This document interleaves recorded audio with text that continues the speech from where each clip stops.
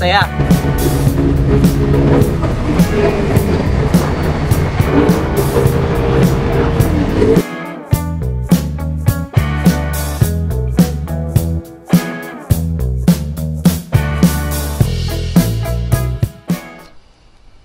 What's up mga sir? Good morning. So today is Thursday, Holy Week actually. So last check lang tayo bago tayo bumiyahe papunta sa North Luzon Loop. So we will start our day from Manila going to Tugigaraw first. Second day, Pagudpod. Third day or third night, Bigan. Then last day will be Bigan going to Manila. So ano-ano ba yung mga pabaon natin sa ating motor sa pagbiyahe na to? So actually, ano ba yung mga pin-repair ko dito? At ano yung mga nakakabit na sa kanya? So ito currently, naka RCB Brake Master tayo. Naka King Drag na side mirror. I think ito ay version 2. Okay, tapos naka 260mm na rotor disc. Naka 2-pot na RCB caliper. And then G-Ren mags. Dito naman sa likod, naka RCB na suspension, and then naka E-Tech version 1 na power pipe. Ito ay nakaritip na rin, naka-retubo by Sidrat Look by Daddy A. Tapos naka 2-row na radiator by BRD, 2-row radiator. Ang ating gamit na gulong ay Maxxis tire. For 3 years consistent tayong naka Maxxis. Mabilis maubos, pero I think ang ini-invest mo doon or binabayaran is the performance. Sobrang kapit. Okay, so ano-ano yung mga pin-repair natin kahapon? So yesterday or few weeks ago, palit na rin tayo ng Maxxis tire sa likod. Pudpud na rin kasi yung gulong natin ng nakaraan. Nagpalit din tayo ng battery. Currently ang gamit nating battery sa ngayon ay UMA battery. Tapos, nag-CVT clean. Nakapanggilid na rin siya. And then, change oil lang. Yan, gamit natin lang is Shell Advance. So, ano yung specs na meron sa kanya? Sa engine, stock bore lang to. Super stock by Team Joy Speed. Tapos, CVT, JVT, yung kanyang pulley. Tapos, ang spring na gamit natin is RS8. Tapos naka bell groove and calcal torque drive. Yun lang, wala namang masyado. Ayan. So planning tayong magpakarga, ang problema wala pang budget. Okay, anyway, sa simula ng ating biyahe today, dadaan muna tayo ng BGC. Dating gawi, susunduin natin yung ating OBR doon from ship going to North Luzon Loop. Ganun yung katibay eh. Okay, so simulan na natin mga sir. Palang umagas sa inyong lahat. Pagpala rin ang ating magiging biyahe at ang ating mga dadaanan ngayong mahal na araw. Holy Thursday nga pala. Ngayon ay tayo pupunta ng ikot ng North Luzon Loop. Ito na lang yung hindi ko naiigit actually or napupuntahan sa probably sa Luzon. Kasi nakapagbilog na tayo. Tayo sa Baguio. Dito tayo nakapunta ng Sagada, may part ng Algola, may Quezon Province.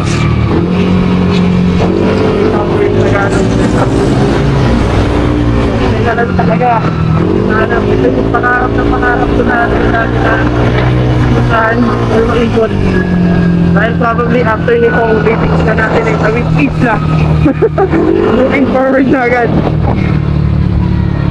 So far, kung nakauwi na ang mga main characters sa probinsya, paluwagandaan, sana consistent pagdating sa ibang probinsya ang ating pupuntahan o dadaanan.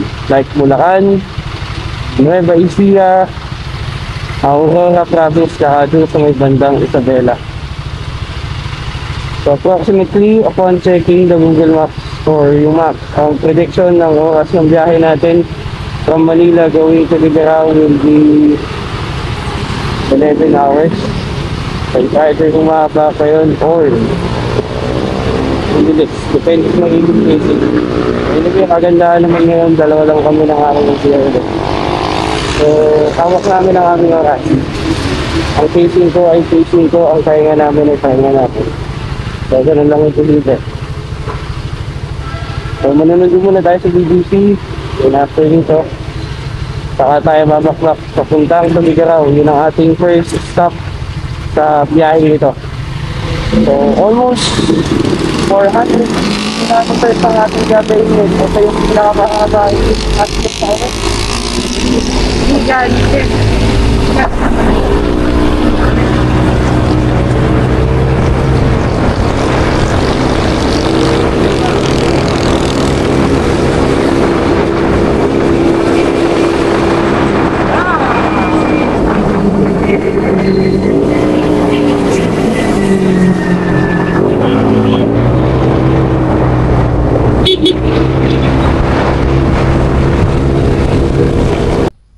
What's up mga sir? So, nasundo na natin ang ating mga kasama sa 4 days and 3 nights adventure natin sa North Loop. Ayan. So, ito ang ating one and only OBR, fresh from the ship. Hindi mo maintindihan kung magja-jogging ba o mag-ride. Fighting. Okay, so simulan na natin ang ating mahaba-habang biyahe.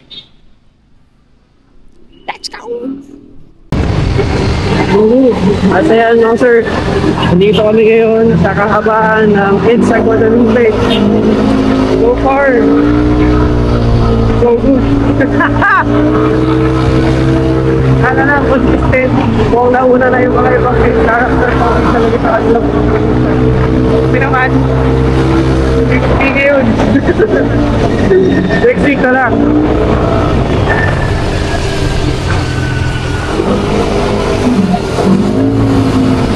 Ito rin pala yung ambience na city driving in the morning kapag walang traffic.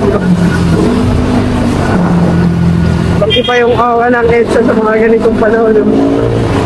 Pero pagbuha mo yung mga tipong normal days, pang iba talaga. Pati awa mo, ibang iba.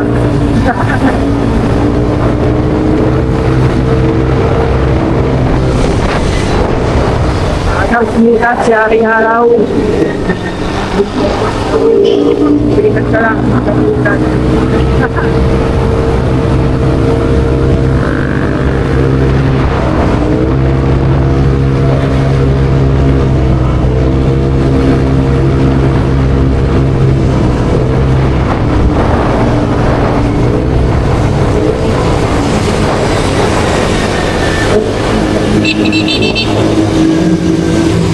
Pansin ko lang din, halos hindi lang kami yung mag-ride tayo.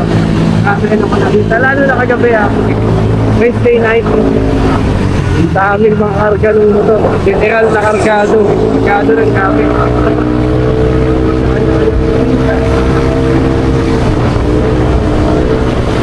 Night safe sa ating lahat mga sir. Currently, nandito na tayo sa Bulacan Bypass Road or private bypass road by road. Pero ito ay magsusunod palagtas sa Bulacan until San Ildefonso. Ito sa daan. 55 kilometers ito, mga bakbakan ito mga boss. At sa mga nakadaan na dito, kung makapansin nyo, well improved na yung kalsada compared sa natin. Laki ng pinagbago. So far, when it comes to traffic condition, hindi tayo binibigyan. Very consistent. Kapag pakikudaan. Sana! Kapag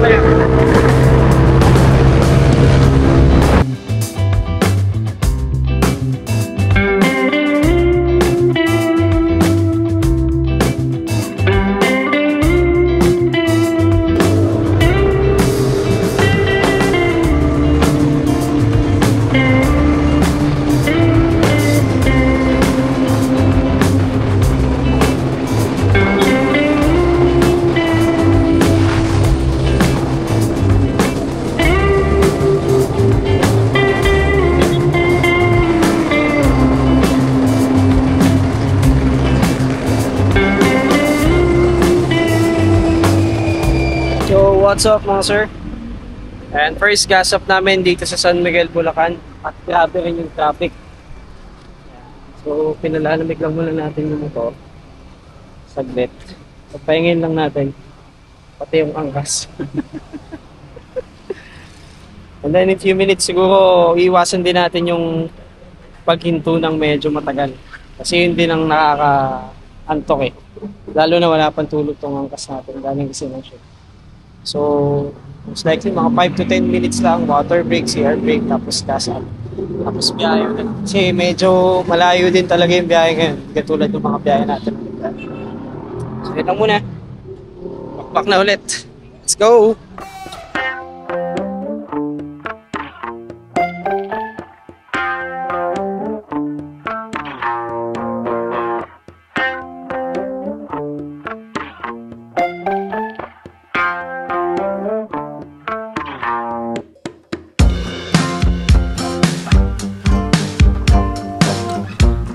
Hello mga sir. So nandito na kami sa Talavera, Nueva Ecija. Ayun sinasabi ko sa inyong Anli Bukid. Ano talaga ito? Pahinga lang kami saglit. Parang napaka-presko kasi. Presko dito. So, tamang buko lang. We ain't sipping cheap, bro.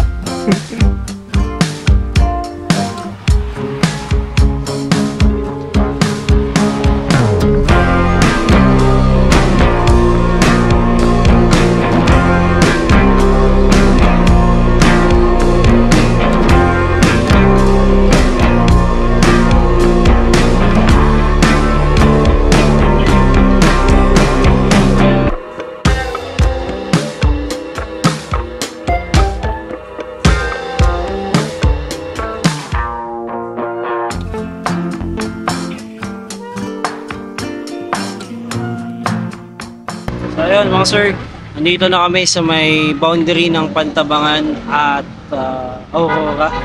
Hindi ko lang alam kung anong unang bayan yon. I think Maria Aurora yata. So nagwa-water break lang kami saglit. Ayan. So inaalalayan ko lang din kasi yung kasama ko wala pang tulog galing sa work. At anyway, ayun. Sakto lang din para naman mapahinga din yung motor natin. Chill lang kami dito. So, ito lang din yung problem minsan kapag araw kayo bumabiyahe. So, marami talagang hito. Gawa nga na mainit din kasi. Summer na summer yung vibe. Diba? Ayos ba?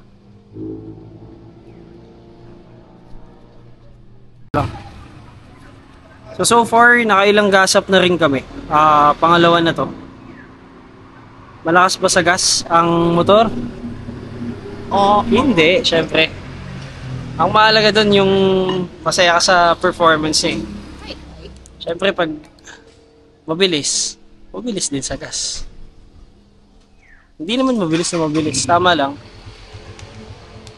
Yung enough lang na masasatisfy ka niya sa gusto mong takbo or gusto mong pace. Saka nadadala ka from point A to point B. Yun ang mahalaga. At sana hindi tayo biguin at hindi mabate. No? Kasi from point A in Manila, wala pa tayo sa point B sa Tugigaraw. Yun ang ating goal, ang makarating sa Tugigaraw for this day. Tapos for tomorrow naman, Tugigaraw to Pagudpud.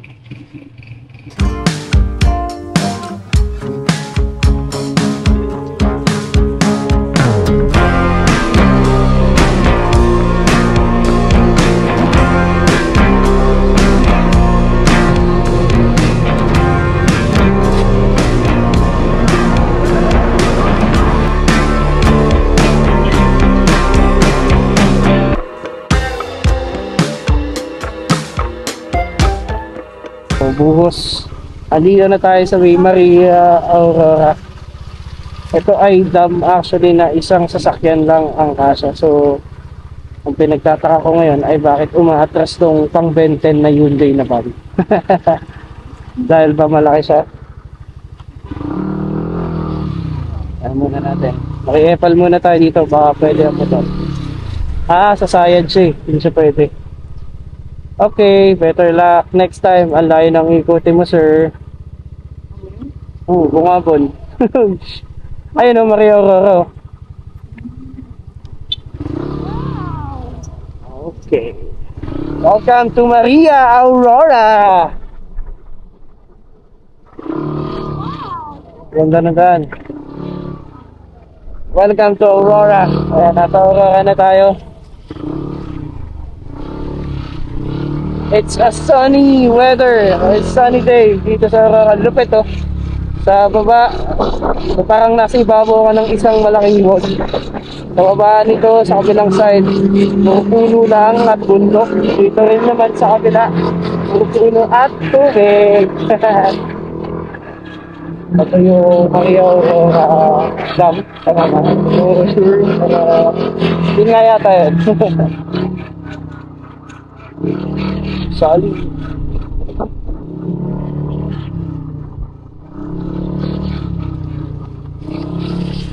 So kung kayo ay dadaan dito sa may Talavera, FAC Paler Highway, alam nyo na ha. Yung mga ganitong sasakyan, pasok pa. Pero yung mga ganong pang benten na van, hindi pwede. Hindi ko alam kung paano or classification ng ganong van eh. So, tawagin na lang natin siyang pang benten.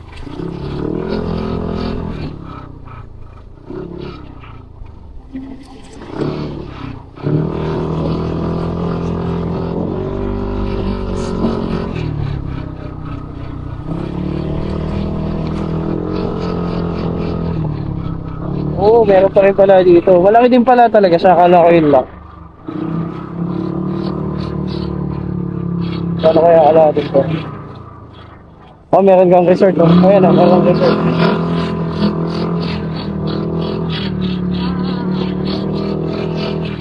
Kapag medyo mainit yung paramdam mo, parang pag nakakita ka ng ganitong tubig, gusto mo na lang tumalon eh.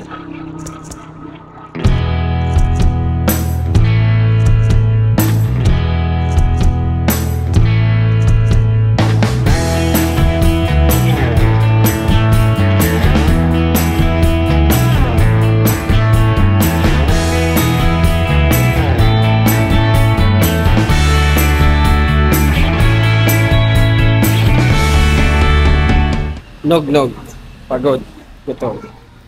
Kain muna tayo ng lunch dito sa Dipakulaw, Aurora. So meron pa kaming 6 hours na babiyahin papuntang Tugigaraw. Fasting tayo ngayon, so seafood ang ating babanatan with 2 rice.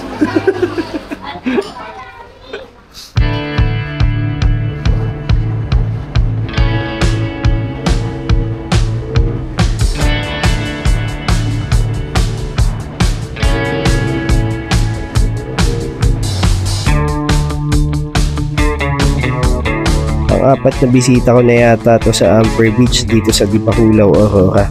Pero para sa akin, hindi nakakasawa. Sobrang ganda at sobrang relaxing talaga ng spot na to.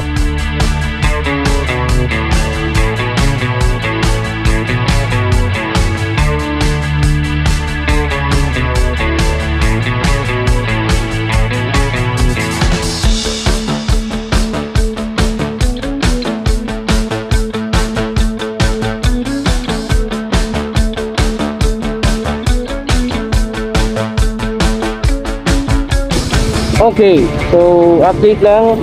Time check, it's 4 o'clock in the afternoon.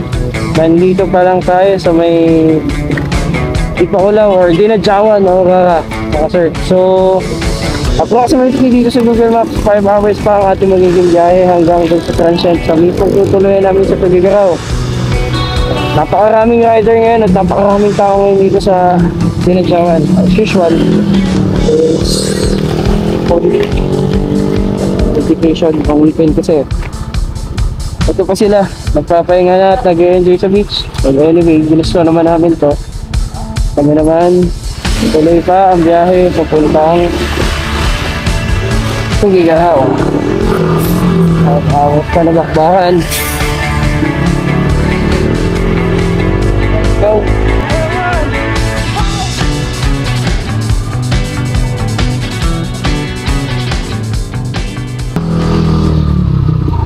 Sir, afternoon po. Afternoon po. Sir.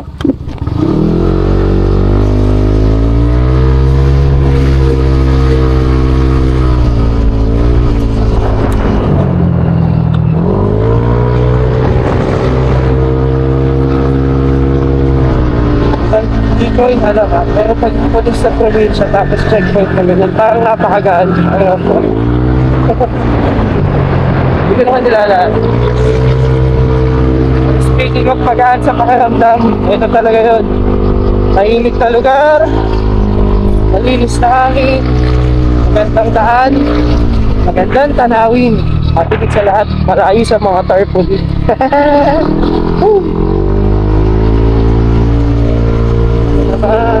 One week day tour. So, yung bahay ko nun. Bagay ka dun, Bing. Wala mag-reklamo sa ingay ko.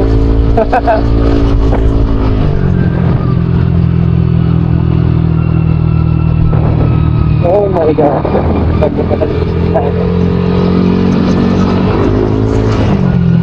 Oh!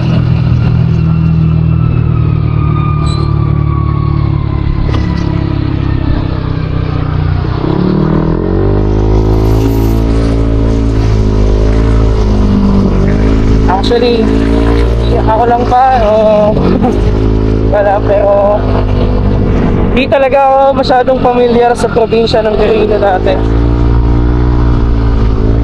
Medyo confusing din kasi dati ng Quirino, Quirino province. Pero parang recent lang din kasi sila naging independent province eh. At anyway, simula nung umikot kami dito, isa na to talaga sa mga paborito kong gusto kong balikan. Kaya nung nagaya tong isang overall na umikot ng Paler, una ko agad naisip, dadaan ng iikot. Pabor na pabor para sa akin nun. Kasi sobrang ganda rin talaga ng daan. Sa akin sapat na ganito. Tahimik lang. At maganda yung mga pati.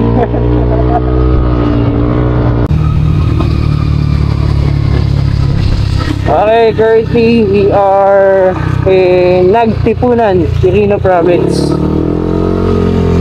Ano to? Diretso, kanan, diretso.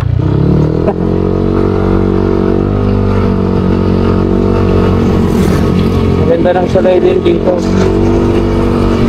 Hindi concrete. Mga sa bakal. Solid na bakal. Okay, pumunta tayo ngayon ng San Pedro, pero hindi sa Laguna. San Pedro, Quirino. And we are in the middle of nowhere. Dito sa Quirino, pero lupit doon. Marami rin bakbakero dito. Okay. Napaka-solid. Paano pa naman di ka mapapabakbak sa kalsada dito? Tingnan mo naman, oh. Napakalinis at napakaganda ng view. Nakikita nyo ba yan? Sulit na sulit. Pero may 4 hours pa kaming biyahe. 3 to 4 hours. Napaka-fresh ng paligid. Fresh ang hangin. Fresh ang view. Pero kami hindi na. Tamang pahinga lang muna. Tamang stretch. Nangangalay na daw tong angkas ko. Sakit na rin yung puwet ko kakabangking. At nakakasawa na.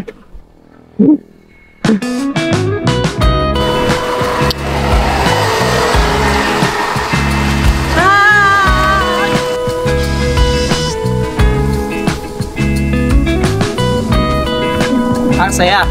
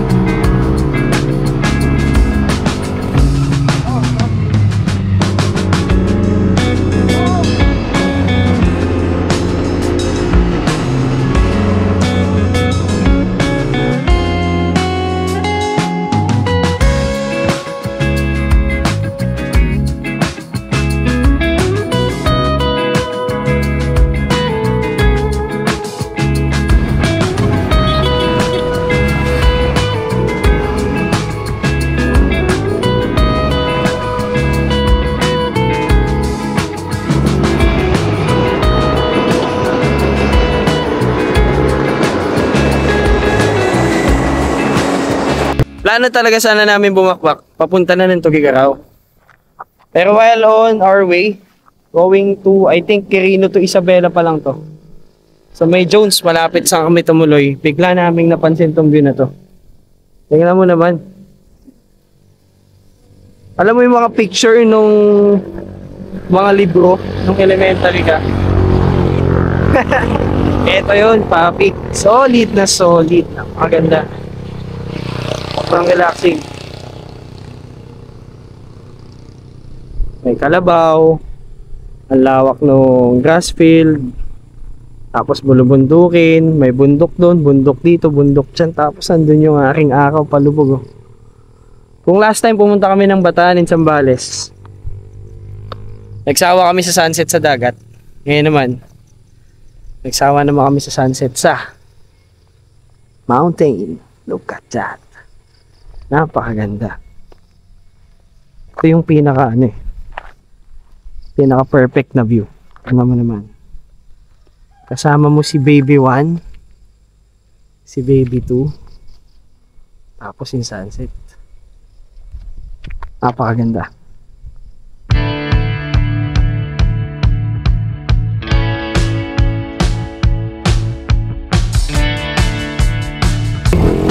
Andito na tayo sa Jones Isabela.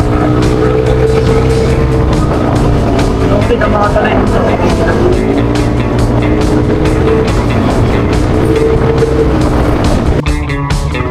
Okay. Dahil sa marami kami dito, dahil maganda talaga ang mga view. Paninindigan namin to. So medyo mag-aabol tayo ng oras. Welcome City of Indagan, Isabela. Saan ating makikita ang malaking tumba-tumba.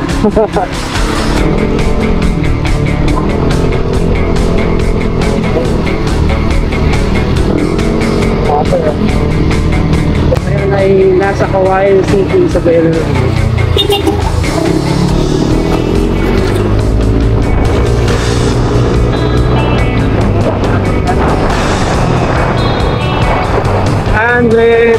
Kilometers na lang ang ating tinatakbo. Ang tatakbuhin pala. Palubagin natin ang ating load. Lapit na yan. Sa kalahati na tayo may jeep. Grabe yung kalsada dito sa Herrera Isabela. Ubusan ng pwersa ng motor talaga eh. Tumuhit sa full straight. Yung top speed hanap mo, kasawa ka dito. Lahat, tatry mo na.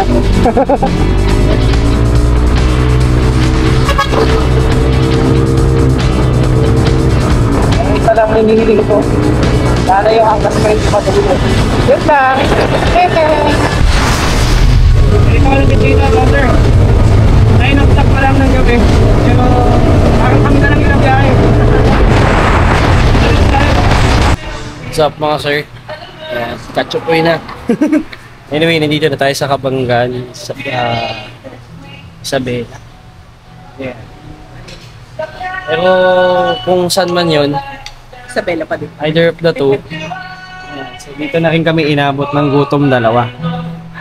Hindi na rin kaya ng para mas okay din, medyo late na rin kami makakarating dun sa tutuluyan. So, konting pahinga or pahinga na lang pagdating doon. Wala nang masyadong isipin kung kakain pa saan or somewhere. Kain tayo.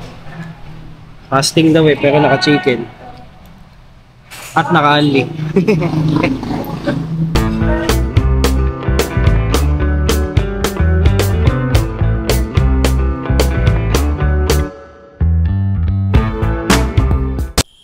What's up mga sir? So, ayan. Nandito na tayo sa Tugigaraw. Kami yata yung pinaka late dumating sa lahat ng guest nila. Pero sobrang bait nung nag-assist sa amin going in this room. And so, one of their staff. And at the same time, gusto ko lang din i-share sa inyo kasi napaka-worth it. Di namin na-expect na ganito yung inclusion doon sa nubok namin. For good for 1,000. Eto siya actually. Naka-centralized na aircon. Good for 4 person nga to, pero I think pwede pa dito eh. Tapos meron pang isang bed. So kung medyo big groups kayo or kung like tulad ko nagmumotor, usually kami dati marami kami. Yan, pwede dito. Swak na swak. So meron pa siyang stove. Pwede kayo magluto dito. Kasama na rin tubig, utensils. Tapos meron pa siyang balcony. Ayan. So, pwede rin kayo maglaba kung matagal kayo mag-stay dito. Tapos, andito yung CR niya. Pero, hindi natin pwedeng pakita yan at this point. Ayan. So, may gumagamit kasi. So, naliligo yung ating kasama. Or ang ating commander. So, ano-ano ba yung plano ngayong gabi? Wala naman. Most likely, pahinga na. Siguro 2 bots. Okay, medyo na-hype up pa kasi ako nung biyahe. Ito yung sa North Loop na gagawin namin. Siguro from all the itinerary, ito yung pinakamalayo. From Manila to Tugigaraw. Tsaka mahirap kumuha ng pacing kanina since manggagaling ka sa city. Di katulad yung Tugigaraw to Pagod. I think madali na kasi. Wala masyadong traffic na dadaanan. And so, ano ba yung plano namin gawin bukas? So, napag-usapan namin, magkakalaw cave kami. And, of course, tatry natin yung pinagmamalaki nila ditong pansit, batil patong ba yan? Ayan. So, and then, after nun, biyahe tayo na papunta ng Santa Ana, Cagayan, yung pinakadulo ng Luzon, tapos Apari, Pagod. Then, dadaan tayo ng Patapat Bridge. Sa South Beach tayo, ang plano namin mag-overnight din tomorrow. Then, after nun, the last night, or last night nga, we'll spend it dun sa Bigan. Sa Calle Crisologo. Okay, so babalik ako na lang kayo. Whatever trip happens. Ciao!